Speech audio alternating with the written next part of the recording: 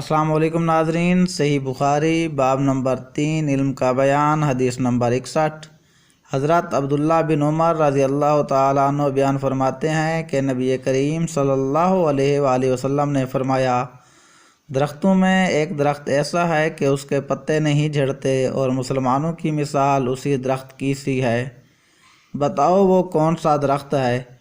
یہ سن کر لوگوں کا خیال جنگل کے درختوں کی طرف دوڑا۔ حضرت عبداللہ رضی اللہ تعالیٰ عنہ نے کہا، میرے دل میں خیال آیا کہ وہ کھجور کا درخت ہے، مگر میں اپنی کم سنی کے شرم سے نہ بولا۔ آخر صحابہ نے نبی کریم صلی اللہ علیہ وآلہ وسلم ہی سے پوچھا کہ وہ کون سا درخت ہے؟ آپ صلی اللہ علیہ وآلہ وسلم نے فرمایا، وہ کھجور کا درخت ہے۔ مزید اس طرح کی مستند احادیث مبارکہ سننے کے لیے ہماری اس ویڈیو کو لائک کیجئے اور ہمارا channel the news edit subscribe کریں، بیل آئیکن دبانا مت بھولیے تاکہ آنے والی نئی ویڈیو جلد از جلد آپ لوگوں تک پہنچ سکے۔ والسلام۔